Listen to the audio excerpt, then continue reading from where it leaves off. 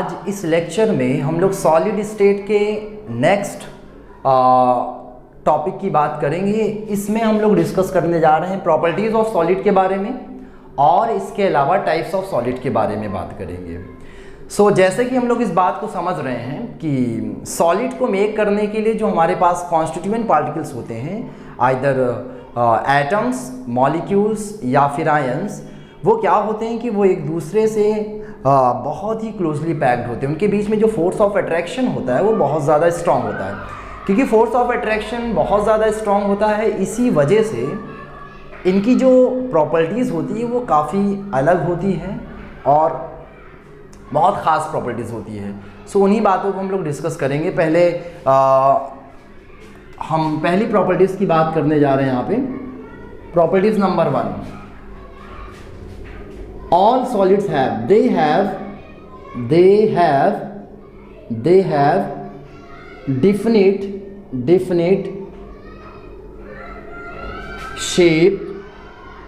have definite shape, comma, size and volume।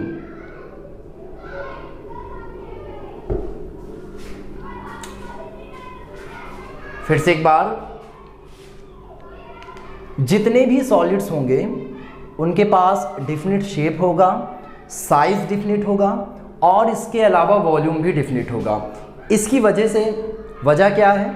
वजह ये है कि इसमें जो कॉन्स्टिट्यूएंट पार्टिकल्स होते हैं वो पूरी तरह से क्लोजली पैक्ड होते हैं और उनके जो कॉन्स्टिट्यूएंट पार्टिकल्स हैं वो मूव करने के लिए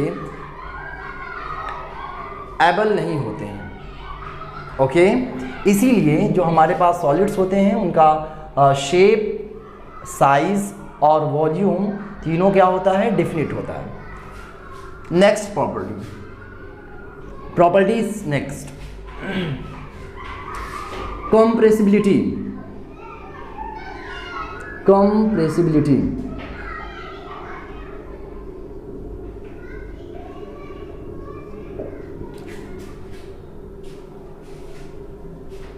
जितने भी सॉलिड्स हैं वो लो कंप्रेसिबल होते हैं।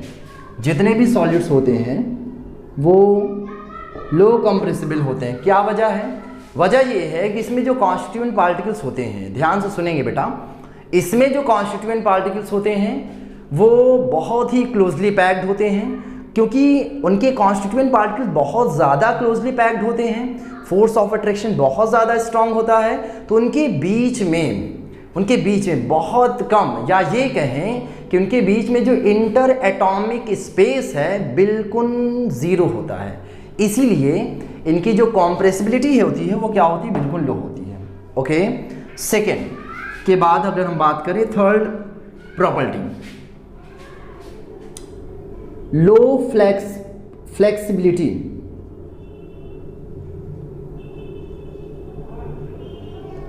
फ्लेक्सिबिलिटी। या ये कहें हाईली रिजिड।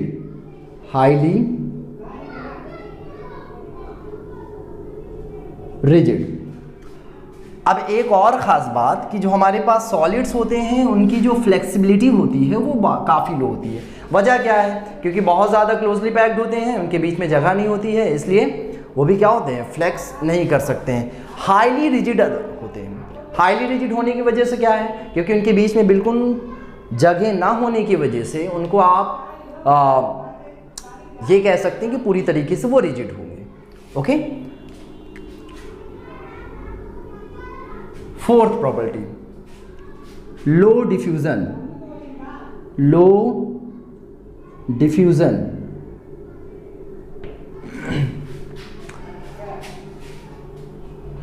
लिक्विड और गैस की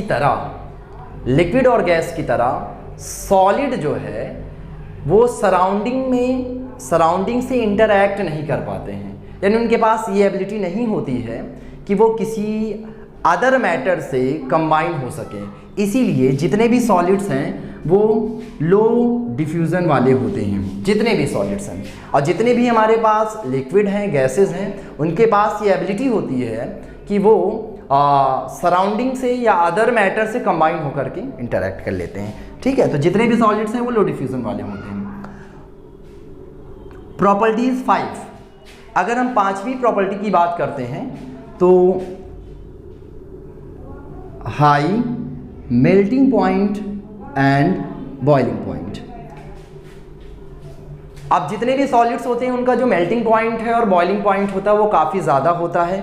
वजह क्या है? वजह ये है कि इनके जो कॉन्स्टिट्यूएंट पार्टिकल्स होते हैं वो एक दूसरे से बहुत स्ट्रॉन्ग फोर्स ऑफ अट्रैक्शन के ज़रिए से जुड़े होते हैं, इसलिए उनके बॉन्ड को ब्रेक करने के लिए हमें ज़्यादा अमाउंट ऑफ एनर्जी प्रोवाइड करनी पड़ती है।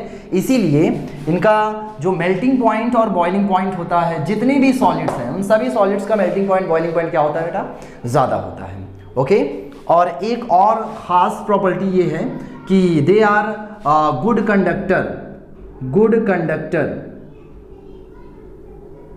Conductor of heat and electricity.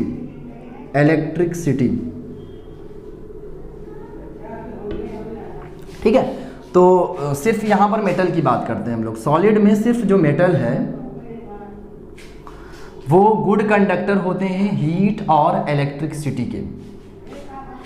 Okay, ये बात मेरे ख्याल से आप सबको समझ में आ गई होगी। फिर से एक बार थोड़ा सा गौर से समझेंगे। देखिए, जितने भी सॉलिड्स हैं, सॉलिड्स में होता क्या है कि जो कॉन्स्टिट्यूएंट पार्टिकल्स होते हैं वो बहुत ज़्यादा क्लोजली पैक्ड होते हैं, उनके बीच में फोर्स ऑफ अट्रैक्शन बहुत ज़्यादा स्ट्रांग होता है। इसी वजह से इनका जो शेप, साइज और वॉल्यूम ये क्या होता है? डिफिनिट होता है। अब क्योंकि फोर्स ऑफ अट्रैक्शन बहुत ज़्यादा स्ट्रांग होता है, इसी वजह से ये लो कंप्रेसिबल होते हैं, यानी इनको आप दबा नहीं सकते हैं। और अगर दबा नहीं सकते तो जाहिर है कि वो हाईली रिजिड होंगे, और अगर हाईली रिजिड है इसका मतलब क्या है? फ्लेक्सिबल कम होंगे।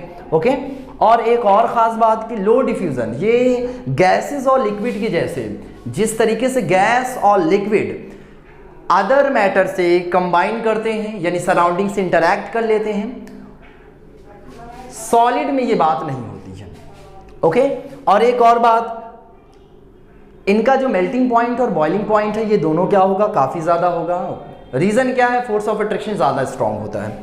और ये एक और बात कि ये गुड कंडक्टर होंगे हीट और इलेक्ट्रिसिटी के, सिर्फ मेटल। ओके, आई होप ये बात आप सबको समझ में आ गई होगी।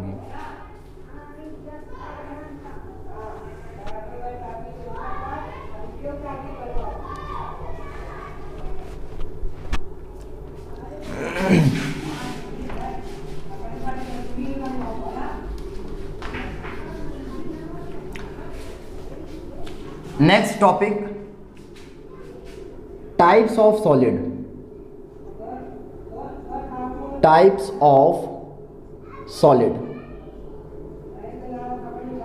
ऑफ सॉलिड सॉलिड की टाइप की अगर हम बात करें तो there are 2 category of solid, in which one is known as crystalline solid, and other is known as amorphous solid.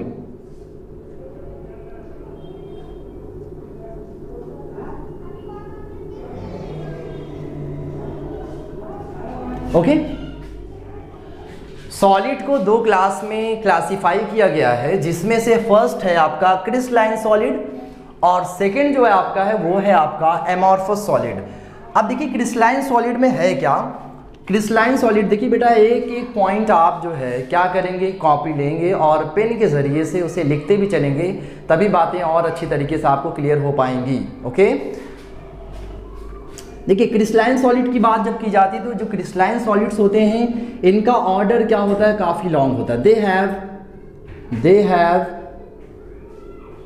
Long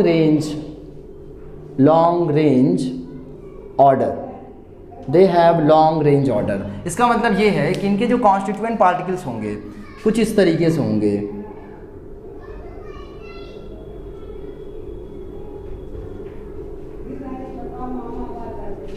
कुछ इस तरीके से।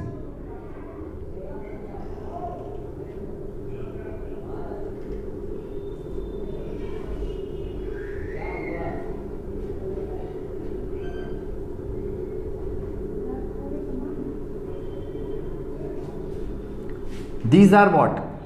कॉन्स्टिट्यूएंट पार्टिकल्स, ये आपके पास जो है कॉन्स्टिट्यूएंट पार्टिकल्स हैं। ओके, तो इनका जो ऑर्डर होता है वो क्या होता है, लॉन्ग रेंज ऑर्डर होता है। क्रिस्टलाइन सॉलिड में जो कॉन्स्टिट्यूएंट पार्टिकल्स हैं वो लॉन्ग रेंज ऑर्डर में रहते हैं। ओके, और अगर बात की जाए यहाँ पे एमॉर्फस सॉलिड में, तो यहाँ पर क्या होता है, short range order. They have short range order, they have short range order like this. कुछ इस तरीके से हो सकते हैं यहाँ पे। मान लीजिए यहाँ पे ये है, फिर ये है, इसके बाद सब इस तरीके से, कुछ इस तरीके से, कुछ इस तरीके से शॉर्ट रेंज ऑर्डर। ये बात मेरे ख्याल से आपको समझ में आ गई होगी। फिर से एक बार समझेंगे। सॉलिड को दो क्लास में बांटा गया है, क्रिस्टलाइन सॉलिड और एमॉर्फस सॉलिड में। क्रिस्टलाइन सॉलिड जो होते हैं उनका ऑर्डर क्या होता है, जो उनके कॉन्स्टिट्यूएंट पार्टिकल्स होते हैं वो लॉन्ग रेंज ऑर्डर में होते हैं। लॉन्ग रेंज ऑर्डर का मतलब क्या होगा कि वो उनका जो पैटर्न होगा वो काफ़ी दूर तक जो है, काफ़ी ज़्यादा दूर तक क्या होगा, बिल्कुल ऑर्डरली अरेंज होंगे। जबकि शॉर्ट रेंज ऑर्डर का मतलब क्या हो, कुछ दूर तक तो होंगे फिर बाद में इधर उधर हो जाएंगे। ठीक है, इसीलिए इनको बोलते हैं कि लॉन्ग रेंज ऑर्डर वाले होते हैं, ये शॉर्ट रेंज ऑर्डर वाले होते हैं। अब ख़ास बात समझिएगा, अब क्योंकि इनका ऑर्डर लॉन्ग होता है, लॉन्ग रेंज ऑर्डर होता है, लॉन्ग रेंज ऑर्डर होने की वजह से, since they have long range order, क्योंकि ऑर्डर लॉन्ग रेंज में होता है, इसीलिए they have 3D structure. They have 3D structure, they have 3D structure. इनका भी 3D स्ट्रक्चर होगा, वाइस वर्सा।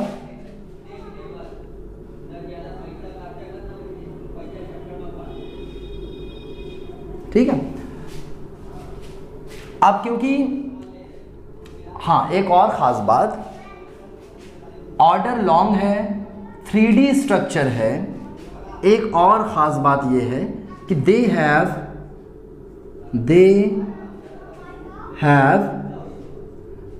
रेगुलर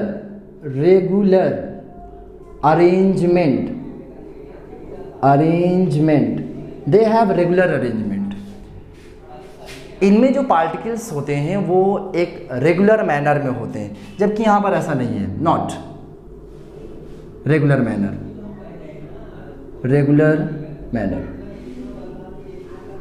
इसमें कोई रेगुलर मैनरिटी नहीं होती है। ठीक है, अच्छा, क्योंकि रेगुलर अरेंजमेंट है, इसी वजह से इनके पास 3D ज्योमेट्री होती है, due to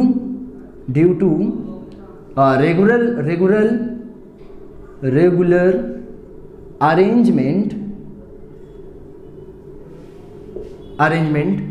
they have 3D geometry.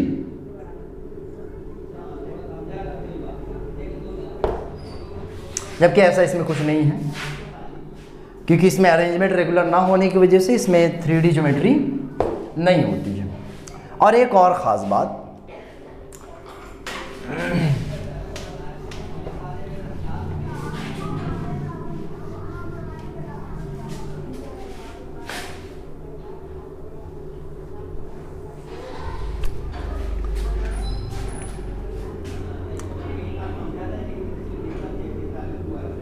Due to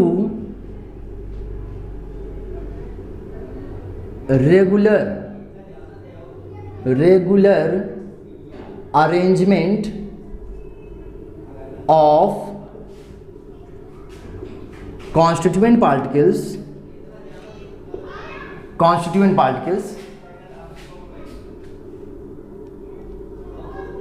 the force of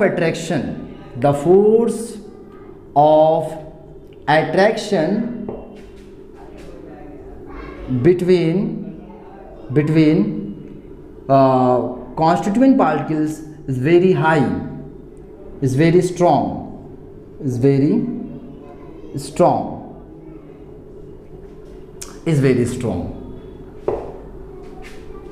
and strong, so causes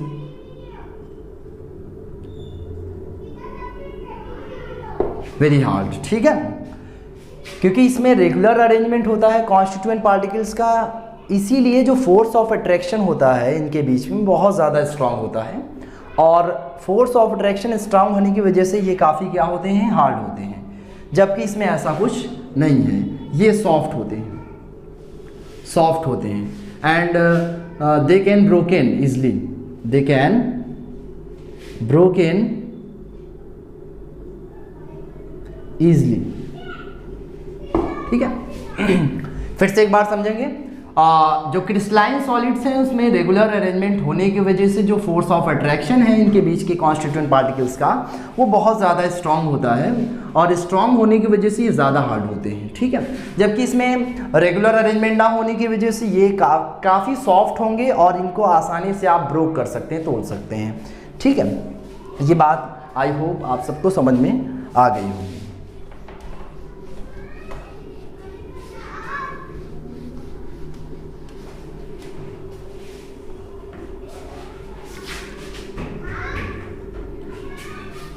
सो ये प्रॉपर्टीज हम लोगों ने जान ली है। कुछ और प्रॉपर्टीज हैं,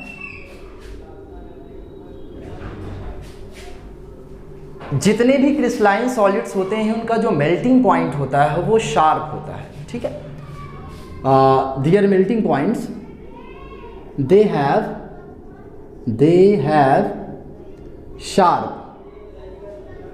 शार्प मेल्टिंग पॉइंट, क्योंकि इसमें रेगुलर अरेंजमेंट होता है इसीलिए इनका जो मेल्टिंग पॉइंट होता है वो शार्प होता है, ठीक है, जबकि इसमें ऐसा नहीं है, no sharp melting point, okay. अब इसकी जो सबसे इंपॉर्टेंट प्रॉपर्टी है वो ये है कि जो क्रिस्टलाइन सॉलिड्स होते हैं, क्रिस्टलाइन सॉलिड्स वो एनआइसोट्रोपिक इन नेचर होते हैं, isotropic in nature. Crystalline solid जो होते हैं वो एनआइसोट्रोपिक नेचर शो करते हैं, दे शो एनआइसोट्रोपिक इन नेचर। अब एनआइसोट्रोपिक का मतलब ये है कि क्योंकि इसमें पार्टिकल का जो अरेंजमेंट होता है बिल्कुल रेगुलर होता है, तो अगर आप अलग अलग डायरेक्शन से रिकॉर्ड करें तो आपको इनकी जो फिजिकल प्रॉपर्टीज हैं वो डिफरेंस नज़र आएगी, अलग अलग नज़र आएगी। देखिए एनआइसोट्रोपिक का मतलब होता है कि आप अलग अलग डायरेक्शन से देखें, अलग अलग डायरेक्शन से वैल्यू को रिकॉर्ड करें तो उसकी वैल्यू बिल्कुल क्या आनी चाहिए, डिफरेंट आनी चाहिए। फिजिकल प्रॉपर्टीज में क्या आना चाहिए, डिफरेंस आना चाहिए। फिजिकल प्रॉपर्टीज जैसे कि आपका रिफ्रैक्टिव इंडेक्स हो गया है, थर्मल कंडक्टिविटी हो गया है, एंड सो ऑन, ठीक है। तो जो हमारे पास क्रिस्टलाइन सॉलिड्स होते हैं वह एनाइसोट्रोपिक नेचर शो करते हैं। इसका मतलब ये है कि अगर आप अलग अलग डायरेक्शन से इसकी वैल्यूज़ को रिकॉर्ड करेंगे तो इनकी फिजिकल प्रॉपर्टीज़ क्या आएंगी, अलग अलग आएंगी, जबकि ये आइसोट्रोपिक इन नेचर होते हैं। They are isotropic in nature, ये आइसोट्रोपिक इन नेचर होते हैं। इनका नेचर कैसा होता है, आइसोट्रोपिक, मतलब आप किधर से भी देखिए फिजिकल प्रॉपर्टी में कोई अंतर नहीं आने वाला है, ठीक है। अब एक और प्रॉपर्टी ये है, क्योंकि हम जान रहे हैं ये बात कि यहाँ पर जो पार्टिकल्स का अरेंजमेंट होता है वो रेगुलर होता है और ऑर्डरली अरेंज होते हैं, इसी वजह से इनको हम लोग ट्रू सॉलिड बोलते हैं। They are known as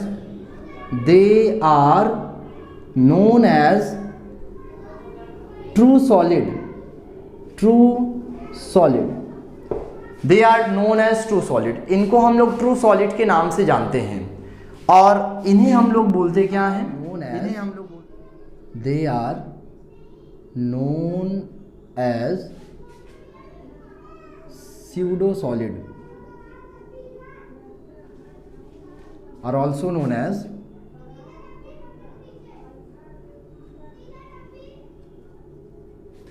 super cooled liquid।